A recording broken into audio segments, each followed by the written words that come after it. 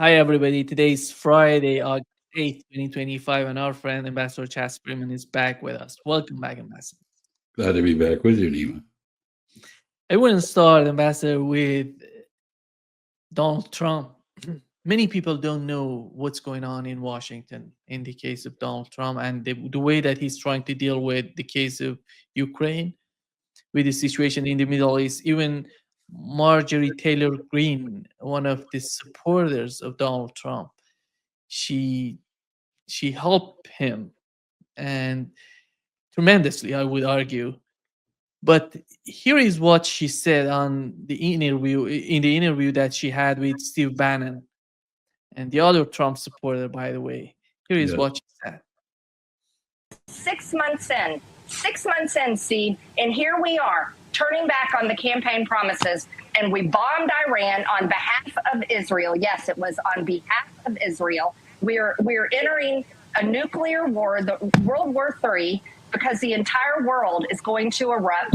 And you want to know the people that are cheering it on right now? Their tune is going to drastically change the minute we start seeing flag draped coffins on the nightly news, on Fox News that brainwashes all the baby boomers, and on CNN that brainwashes all the Democrat baby boomers. And that is exactly how this is going to go down. What's the confusion, Ambassador, that is happening within this community who supported these people who supported Donald Trump and they're not agreeing in whatever Donald Trump is doing? Well, some significant portion of the MAGA Trump cult is deserting him.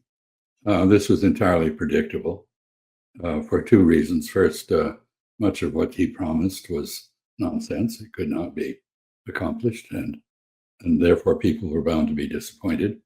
And in fact, much of what he proposed was counterproductive. And I think we're about to see a major impact from, for example, the wild tariff tantrum that he just threw. So you have people in the MAGA movement saying exactly what Marjorie Taylor Greene said about foreign policy. That is, he promised to end the war in Ukraine in 24 hours. He didn't. He promised not to get into any more forever wars, but he increased aid to Israel and involved himself in that. He promised to not touch Social Security, but he has.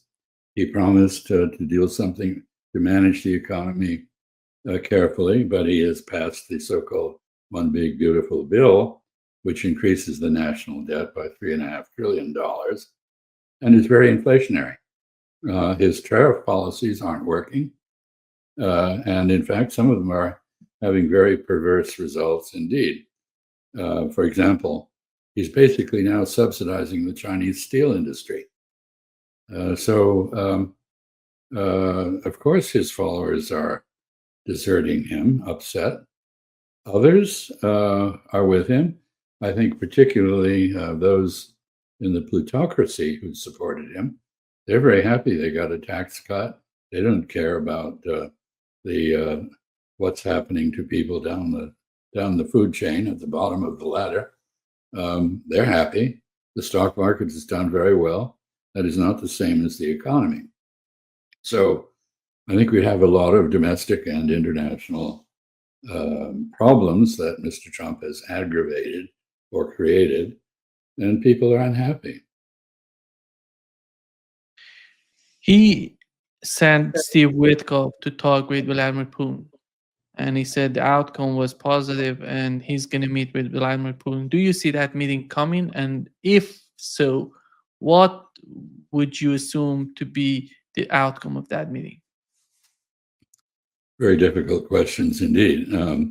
First, it appears that he initially, at least, conditioned the possibility of that meeting on a simultaneous or serial meeting between President Putin and Vladimir Zelensky. And it's very clear, and President Putin has reiterated he's not prepared to meet with Zelensky until a whole series of conditions have been met, which are very unlikely. So will there be a Trump-Putin meeting? Very likely. What will come of it? Not very much, I suspect. Why? Because, I mean, the reason for the meeting, it seems to me, one possible reason for the meeting is that President Trump trapped himself by issuing a deadline for Russia to comply with his ceasefire proposal. And instead of a compliance, he's getting a meeting, maybe. And why would it not go very well? Because it's quite clear that to date, President Trump has no grasp at all of what Russian conditions are. And it's also very clear that the agreements that have been so-called agreements that the Trump administration has been concluding in the trade area or with the Israelis on Gaza are all vague, unenforceable. The terms are not clear. And the Russians watch this, and they're not interested in that sort of an agreement. They have been very consistent from the beginning. They have their eyes on three things: the neutralization of Ukraine, meaning it's no foreign forces on its territory, some restrictions on its armament, no hostile approach to Russia, no NATO membership. Second, protections for the Russian-speaking minorities in Ukraine. And third, and most important, a broad discussion of new security architecture in Europe that can reassure Russia that it will not be attacked from the West and reassure the West that Russia will not attack it. These are the conditions. All that Mr. Trump speaks of is a ceasefire. He claims he's really disturbed about all the people dying in Ukraine, and yet he's furnishing the weapons that kill at least the Russians in Ukraine. So he can't really be that sincere about being, upset about the carnage in Ukraine. So do I think this meeting will happen? Yes, very likely. I think President Putin is a cool customer. He knows how to handle President Trump.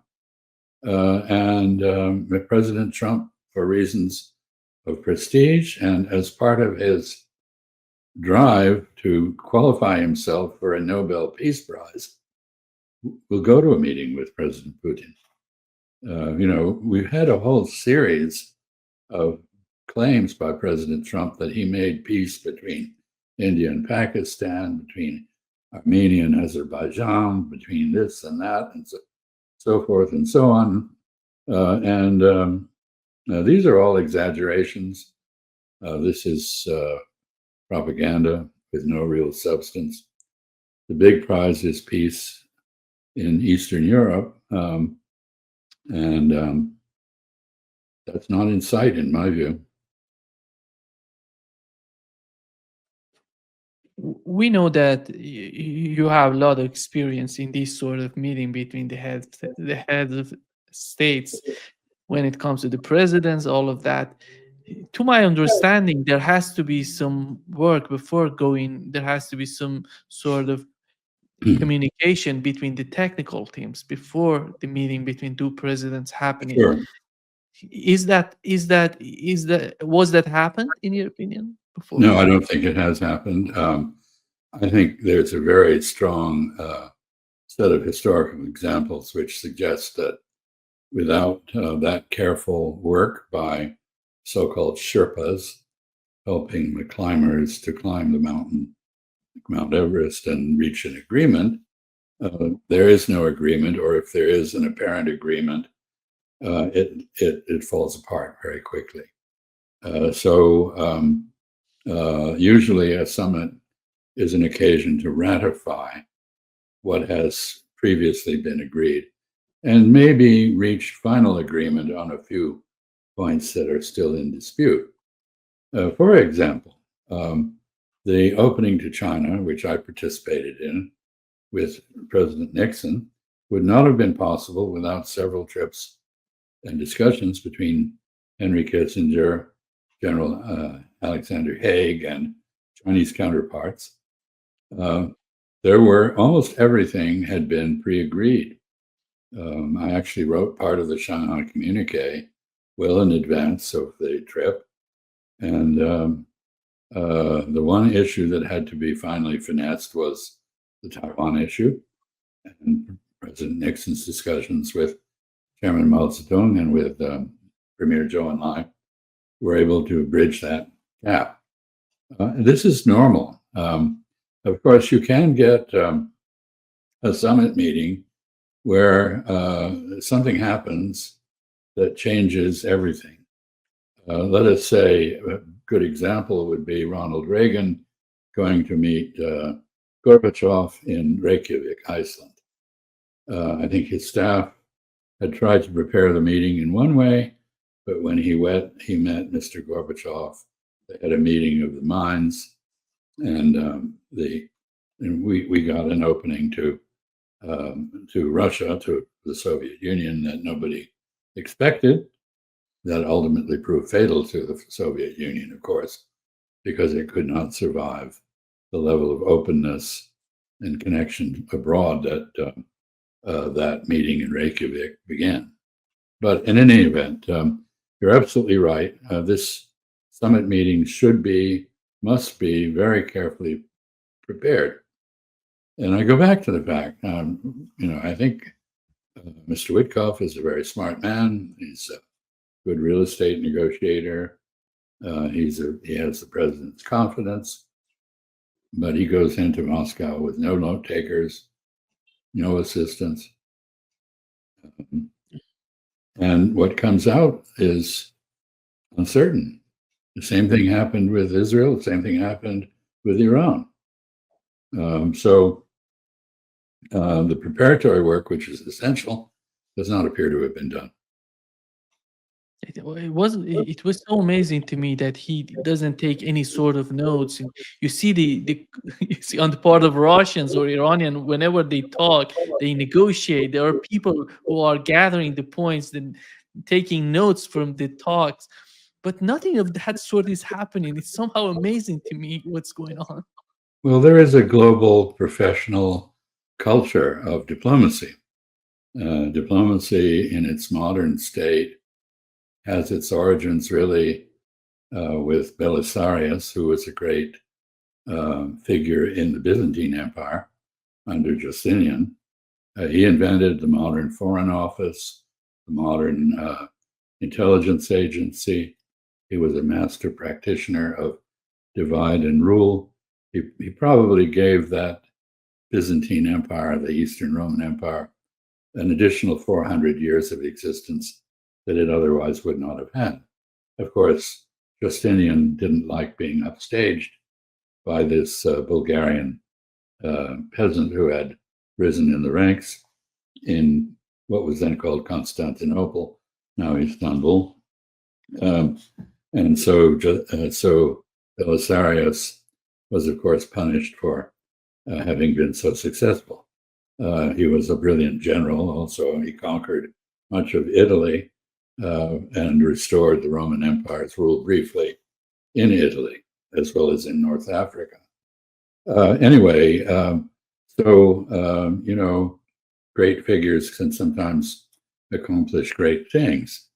But the tradition of diplomacy, which then was basically developed in Renaissance Italy and then perfected by Richelieu, the French cardinal statesman, always involves extremely careful note-taking and record-keeping. It's very notable to me that, American diplomats, when we meet with, let's say, the Chinese or the Russians, are at a grave disadvantage because we don't have access to our own records. We have not mastered the record. I don't think anybody who is professional, whether they're Russian, Iranian, Chinese, whatever, goes into a meeting without having carefully reviewed the record and also considered the psychological profile of the persons they will be meeting with. Mr. Witkoff came into this completely cold. He knew nothing about the issues. He had not had any history of negotiation diplomatically. It's been a very amateurish effort, and that shows. The other point, Ambassador, was at the same day that that Witkoff was talking with Vladimir Putin, Donald Trump signed a document to impose secondary tariffs on India, and there was a phone call today between the Indian Prime Minister and Russian President. And Modi said that was positive. They're deepening the relationship between the two countries.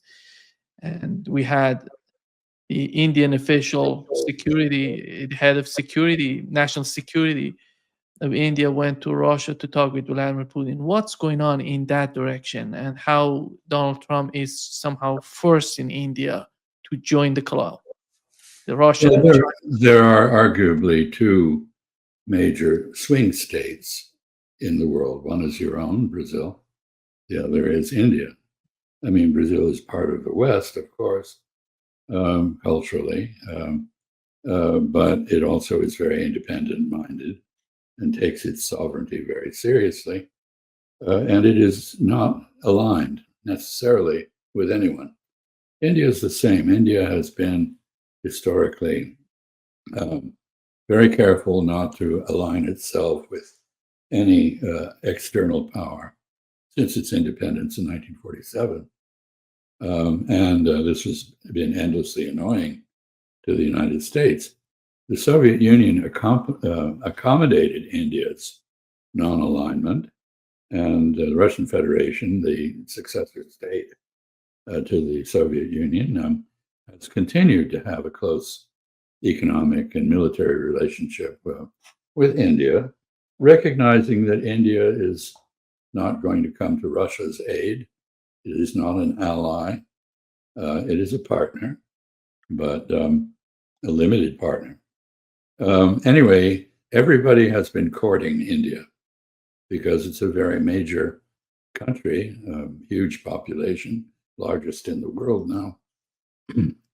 It's growing relatively rapidly economically.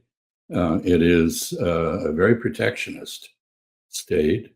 It does not have free trade, but it has been reforming. People have been interested in those reforms because of the potential that India has to follow China into development. And here, I would note that historically, over the millennium, China or India have each been maybe 1/3, maybe 2/5 of the global economy.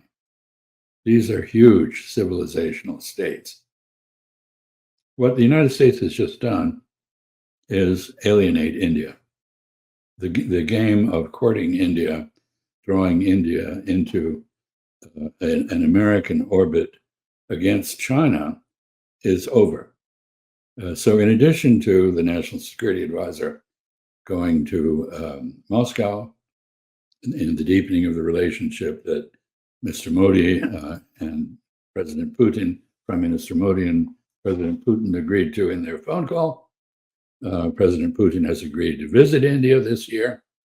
Prime Minister Modi is headed for Shanghai in the end of the month, I think August 31st, and that is a meeting of the Shanghai Cooperation Organization.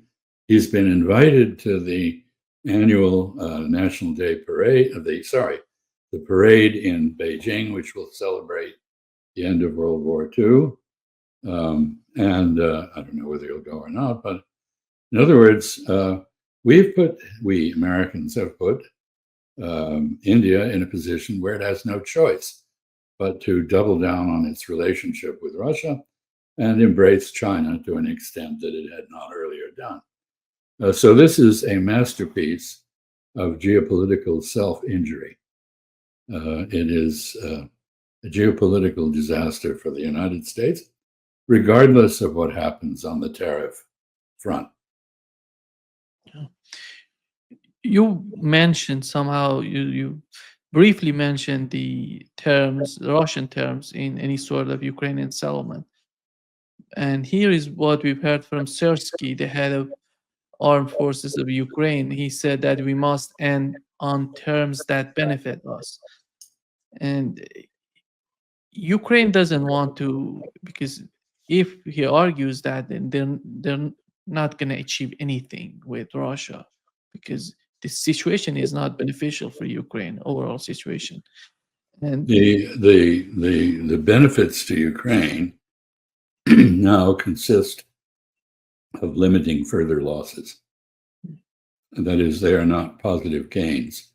They are limiting opportunity costs, and keeping more territory than they will otherwise have at the end of the war.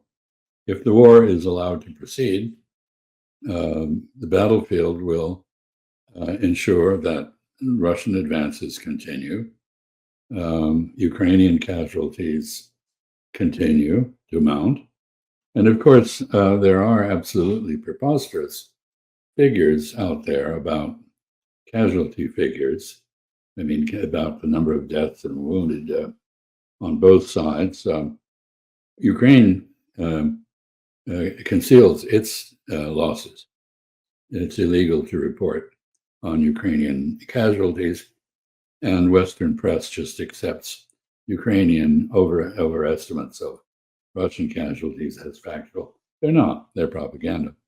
But we do know that the number of Ukrainian dead vastly outnumbers the number of Russian dead. And this will continue. The reports from the battlefield on the Ukrainian side show an army that is disintegrating, does not have the manpower to mount an effective defense. It is enormously brave. It is ingenious. I think it is well led at the basic level. And I have no criticism to make of General Syrski, but the momentum is with the Russians, and it's not going to change.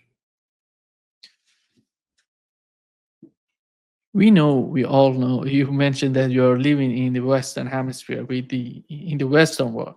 But whenever we know what Russia wants in Ukraine, we know exactly what they're talking about. But when it comes to us, to this part of argument, what do the West want? What does the West want from the conflict in Ukraine, the United States and Europeans? Is there any sort of document, any sort of official declaration that would be that would be cited on the part of, like, that you can say these two lines are so important for the West to follow on in the meeting between the two presidents? No, there's no American or European, no Western plan for Ukraine other than the impossible, which is integrating Ukraine into NATO, which Russia has already demonstrated it will not permit. So I think in the case of the United States, we have Mr. Trump's desire for a Nobel Peace Prize, therefore his insistence on a ceasefire. But he has never addressed any of the other questions. The question of European security architecture, the issue of Ukraine in NATO, the status of minorities. He's never said anything. All he says is, we want a ceasefire. As for the Western Europeans, they are divided every which way. We have the British, who are the most anti-Russian, basically want to continue the war as long as they can use it to hurt Russia and weaken Russia. The French, have a different perspective, but they want to use this war to strengthen their influence and power within Europe. The Germans have been confused. A great part of the German populace does not support the war, but the government does. So in Germany now, the war is being used as an excuse for military Keynesianism, increasing spending on the military-industrial complex, and rearming Germany, which other Europeans look at with some apprehension. So there is no unified position. There's no proposal. either from the United States that we're aware of. We don't know what Mr. Witkoff has been saying. There's great opposition in the United States, including, going back to the question you initially asked, within the Trump cult in the Republican Party, the MAGA movement. There's no common view. There are people, supporters of the Trump administration, like Lindsey Graham, who are, very, very determined to continue the war and strongly support Ukraine. The vice president is on record as arguing for an early stop to the war, and that support for Ukraine is not in the American national interest. So there's no agreement at all, either domestically or internationally. And we're left in a position where the only people who have a clear view are the Russians. Even the Chinese have not put forward a very clear view of what they want, other than a return to the rule of law international law, and a peacefully derived settlement of the issues. Obviously, they sympathize with the Russians with regard to the expansion of NATO. Obviously, also, they are benefiting geostrategically from the American bog down in Ukraine, as well as in Gaza. But nobody has a clear position other than Moscow. You ask Sergei Lavrov what are Russian objectives, he can tick them off very clearly. You ask Marco Rubio, and you get a mumbled answer that doesn't compute. Donald Trump said the outcome of meeting was positive, and hours after that, he was asked about his ultimatum on Russia, and here is what he said. To a ceasefire still stand tomorrow? Is that fluid now that the talks Say are? it, what? Is your deadline still standing for Vladimir Putin to agree to a ceasefire tomorrow, or is that fluid now? It's going to be up to him. We're going to see what he has to say. It's going to be up to him. Very disappointed, yeah. He's so disappointed. Who's Donald Trump? He's positive. He's disappointed. At the same, you cannot be the both at the same time. Well, no, in this case, I think the positive outcome of the meeting was that Vladimir Putin agreed to meet President Trump. That's it. I don't see any evidence there was any other positive outcome. I'm not sure how positive that outcome really is. And just now you put on a clip which showed that the president basically has deferred the deadline until he meets with President Putin. We'll see what he says. That's up to him. Well, this is not a very clever negotiating stand. Among other things, it doesn't build any support anywhere for whatever it is that might actually come out of a meeting. There's no indication of what that might be. The one thing you can be absolutely sure of is there won't be a ceasefire on the ground in Ukraine. There's no reason for the Russians to agree to that. And the various sleights of hand, Europeans buying weapons from the United States for Ukraine, well, I guess some contracts have been signed, $1 billion or so worth of contracts. But anybody who's been in business knows that a contract is a promise to do something in the future. It doesn't instantly get implemented. There are no Patriot batteries to be given to Ukraine now. And it looks as though a lot of the American missile defense stockpile was exhausted in defending Israel unsuccessfully against Iran. So the United States has been militarily weakened. We're not in a strong bargaining position vis-a-vis Russia in Ukraine. This meeting seems most likely to be all about massaging President Trump's very large ego. And not only militarily, it seems that economically, that the United States went to the limits on putting pressure on China and India. Do, do you feel that is that recognizable for Donald Trump and his administration, that they cannot do it? It doesn't seem that they can change the mind of China or India in terms of putting pressure on Russia. But I don't know about that. It's obvious for, if that is obvious for Trump and his administration, that they need something else. I think the Trump administration has learned that the Chinese are too big and tough to bully. You can't push them around. They were the only country that from the beginning refused to surrender to Mr. Trump or flatter him or play his game. They stood their ground. They're still standing their ground. We're now told by the Commerce Secretary, Howard Lutnick, that very likely the trade truce with China will continue another 90 days. It'll be extended, very likely. I think Mr. Trump thought he could bully India, and I think he's finding out he can't. I think he thought he could bully Brazil, and he's finding out he can't. Bullying is not an effective way of conducting international relations under any circumstances. But when you're dealing with proud countries with a concern about protecting their own sovereignty and right to make their own decisions, they are not going to surrender when you bully them. Yeah.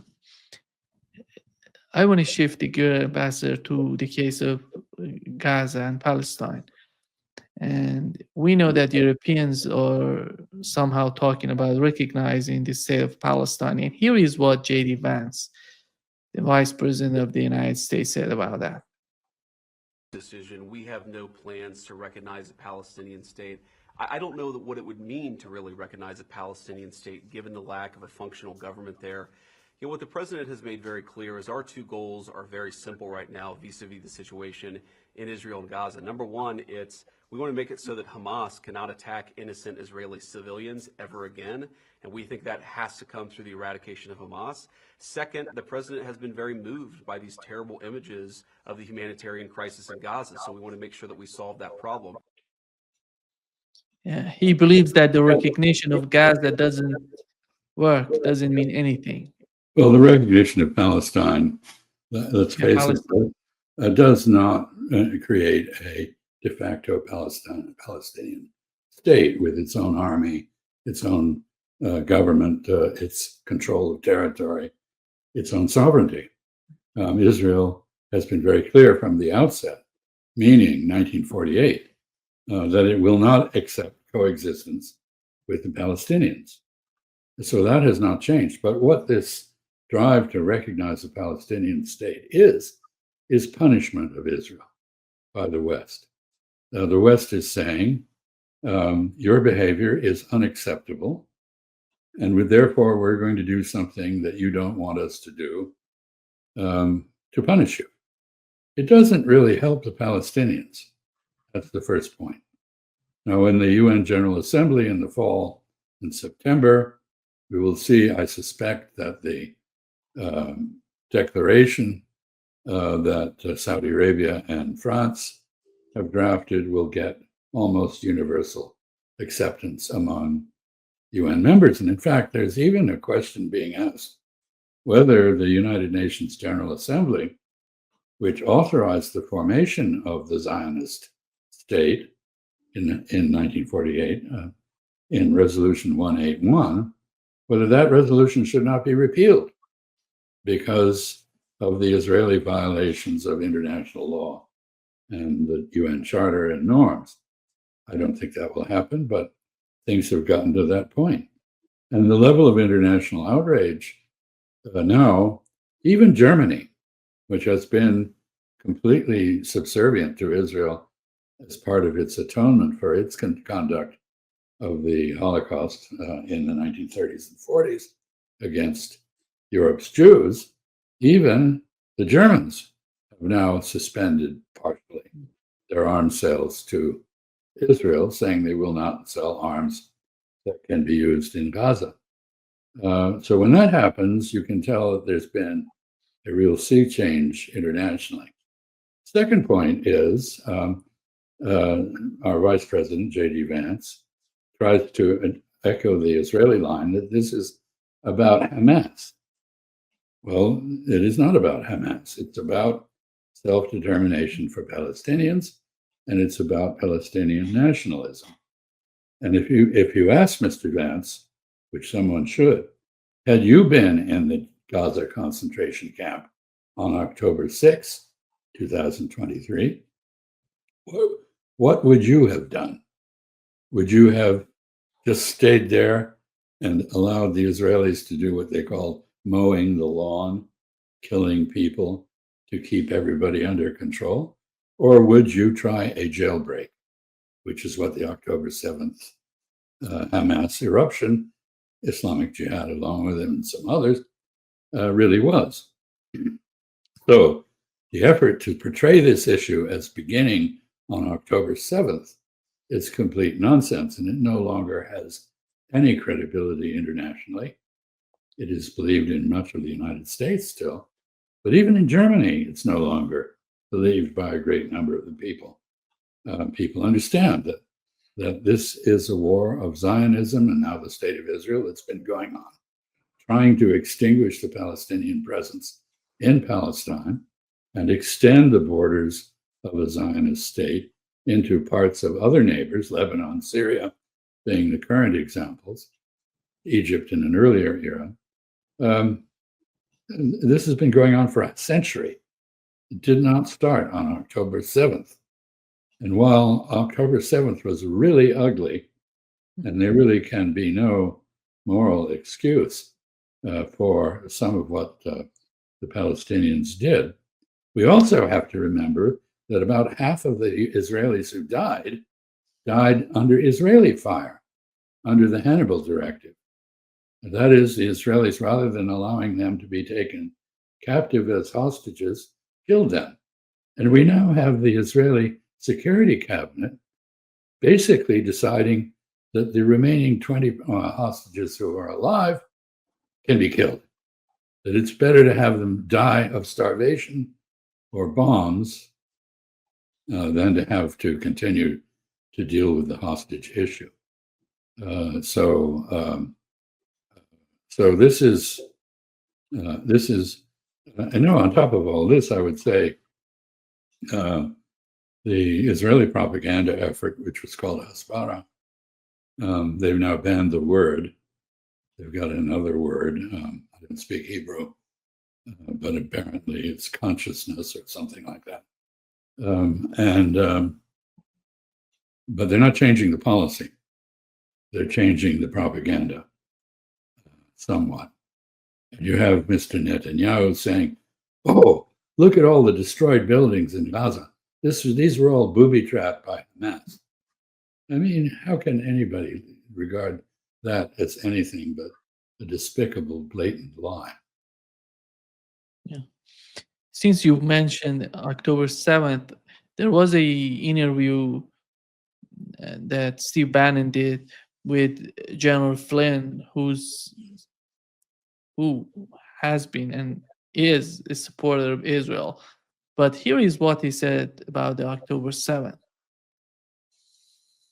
Nations, and there's got to be some big problems right now internal, and Netanyahu's dealing with it with the IDF. They're going to have to do some soul searching, and I mean immediate soul searching, because the 7th of October was a date, that they still have not been able to, and there's an investigation going on, and I've already heard from some of the soldiers that were told to stand down and the exact hours. So something bad happened, and it was an inside thing. I don't know, again, that's a bombshell right there. So the internal situation in Israel has got to be done with a hold it. Hang on. Whoa. Hang on. You can't drop a bomb like that. Mike Flynn, your former head of DIA, first national security advisor, President Trump, a revered figure globally. You're saying your sources are telling you on the investigation that they're trying to slow down and slow walk over there because we're coming up on the second anniversary of it. You're saying that you're hearing there's testimony or documents or actual evidence that certain elements of the Israeli military were told to stand down? Because I know from people I know this is a very contentious area and it's going to be explosive. Are you hearing the same thing? Steve, you can go back to interviews that I did like the next day and the following week after October 7th in multiple broad alternative media where I said something went wrong because, Steve, I have personally walked that border. I have been down at those areas, and I know the details of how the Israelis, one of the most secure borders in the world, how they do their operations. So I know that. So something broke down, and it wasn't because of mistakes. So that's number one. This internal machinations that are going on right now, what's going to have to happen? They're going to have to come to grips with this because I'm going to tell you, the American people, they're getting tired of it. They're getting tired of this constant, Israel. I mean, I'm the biggest fan. I would, I have been to Israel many times. I have, served alongside them. I have done things with them, certainly on the intelligence side. So I'm their biggest fan. But the American people are not. And the American people are so tired of all of the craziness and our involvement in these things Yeah. Well, that's really quite something. It used to be said that all issues in the United States eventually became court cases. Now they become conspiracy theories.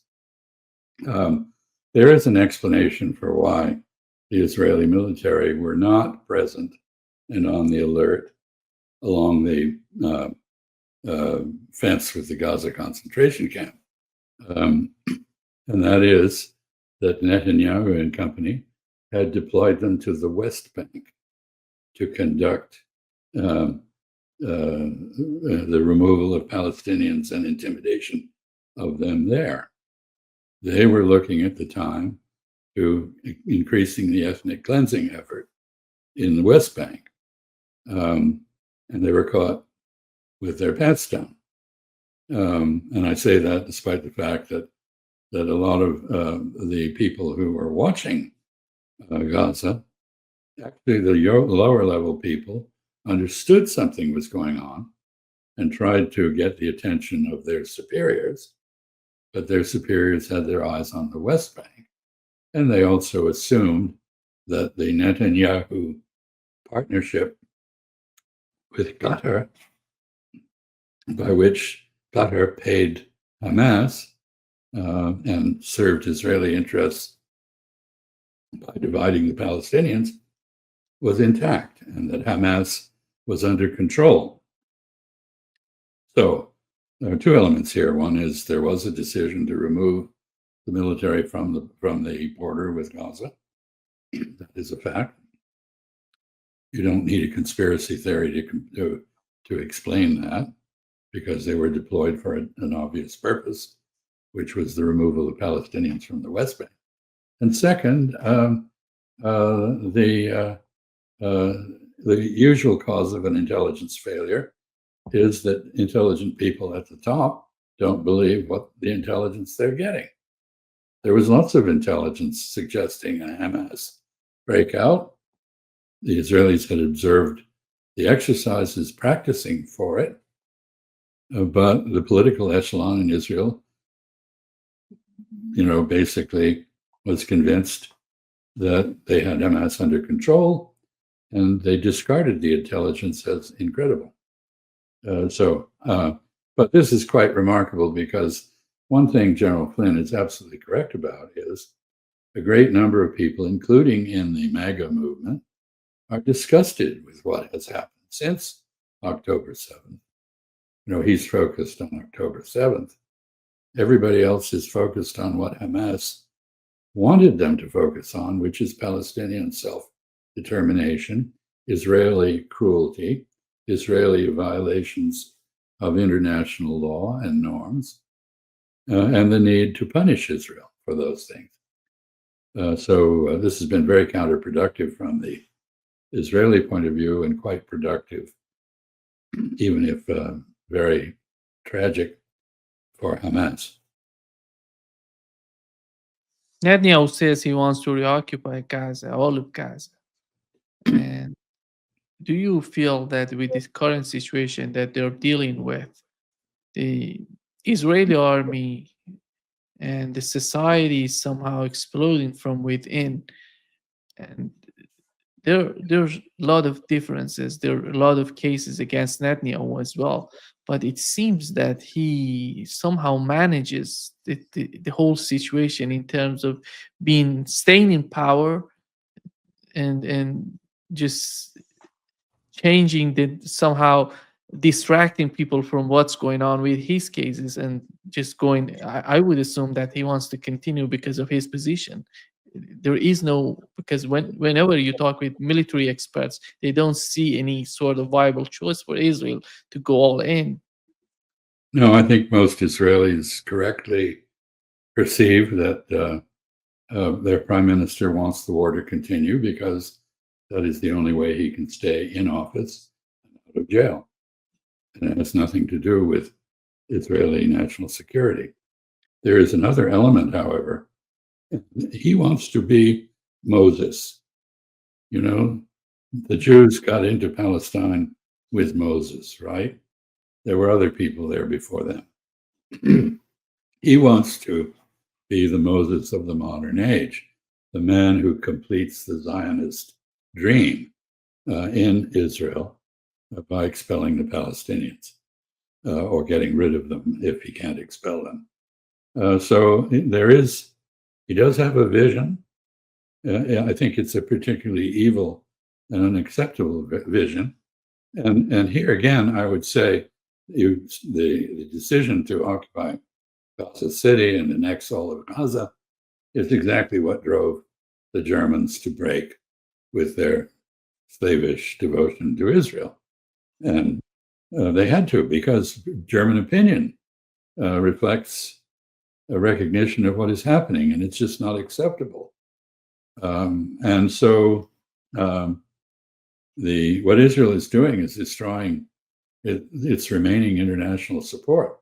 It now has support only from basically Republicans in the United States, and even they are breaking off, as Marjorie Taylor Greene's comments that you aired suggest.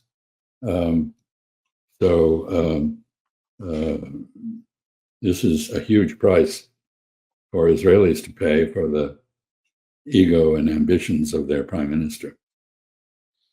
Trump believes that he obliterated the Iranian nuclear program. Let's talk about the Abraham Accords.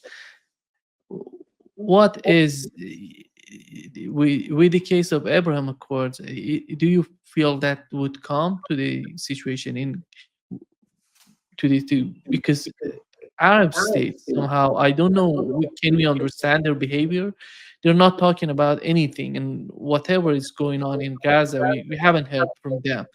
But how about the pressure that Donald Trump is capable to put on them to bring a new Abraham Accord? Well, I don't think he's capable of putting much pressure on them.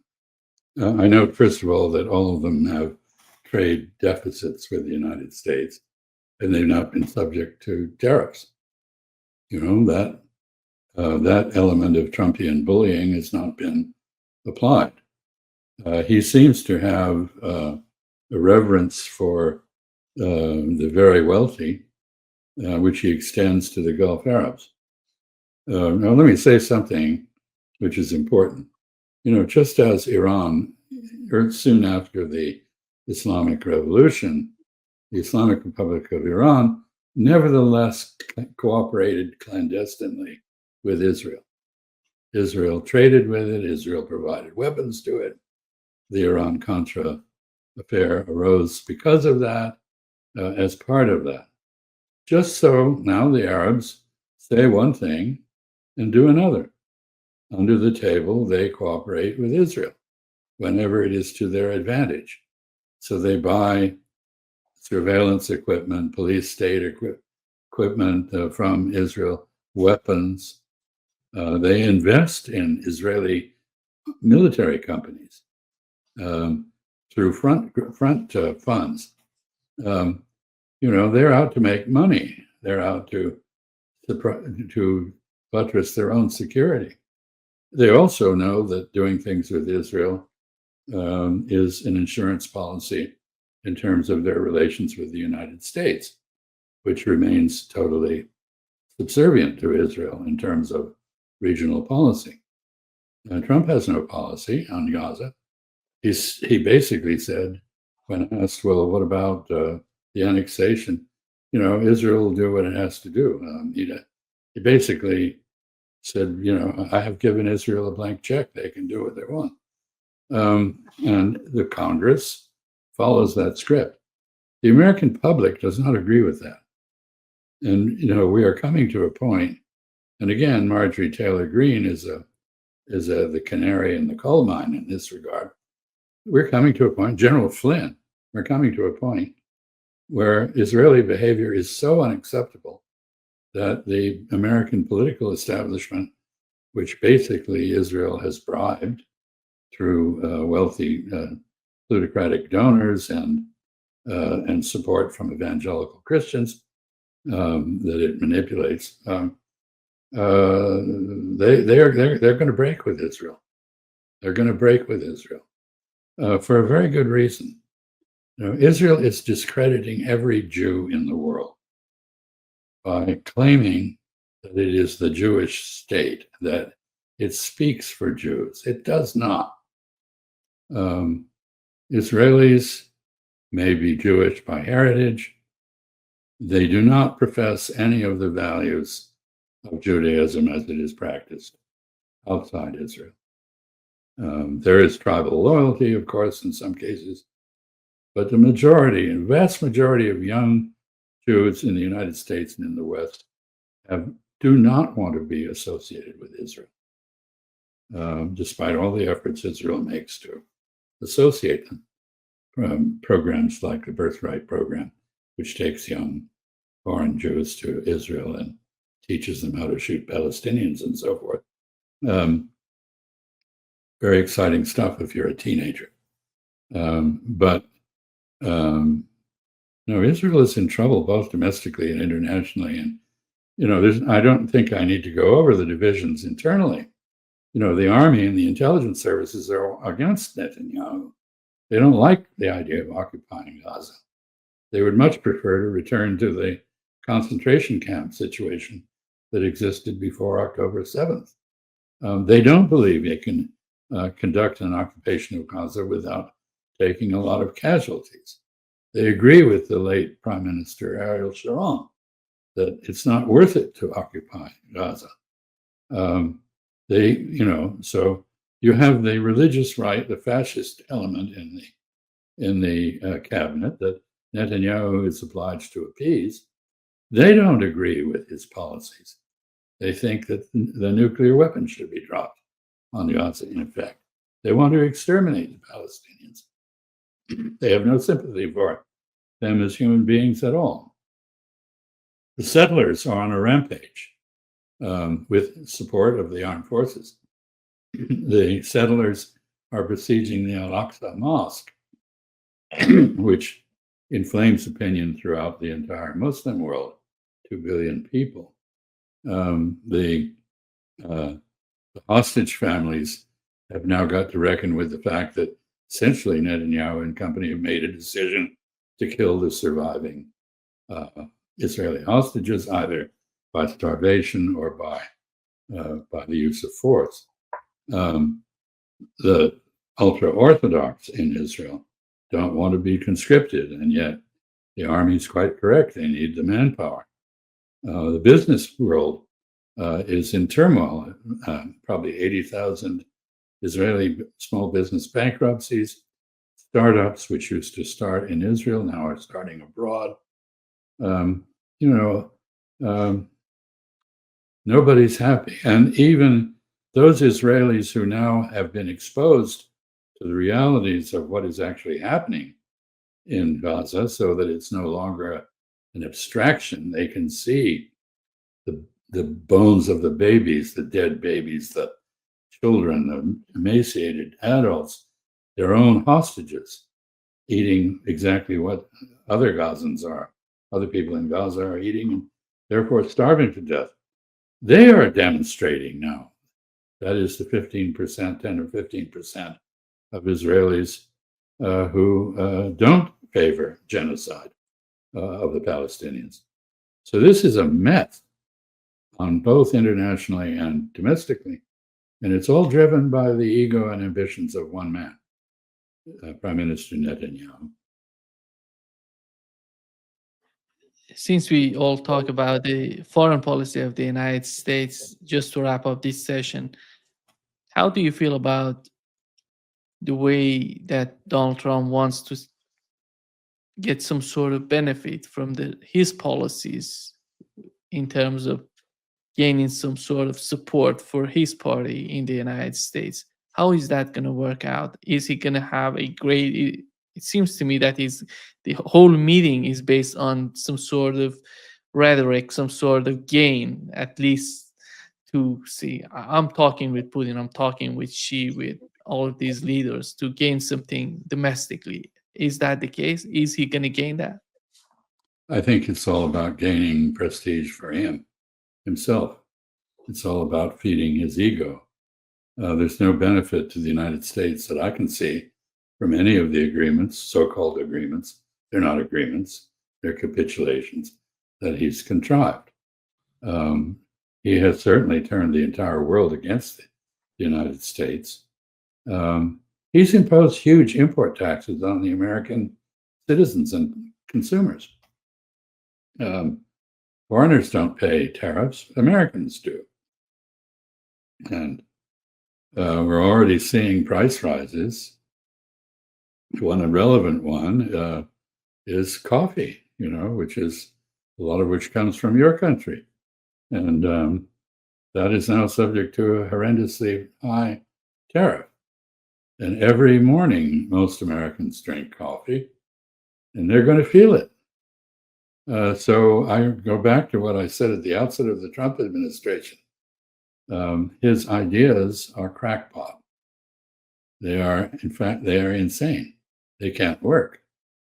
And sooner or later, that will become apparent even to his closest and most ardent supporters. General Flynn, maybe. Marjorie Taylor Greene, maybe. Steve Bannon, maybe. Tucker Carlson, maybe. These are people who are strongly in favor of Donald Trump, and not necessarily of all his ideas, but they were strongly in favor of getting rid of the old system and replacing it with something new under Donald Trump's leadership. I think they're beginning to have real second thoughts on that. Yeah. Thank you so much, Ambassador. Great pleasure as always. Thank you, Nima.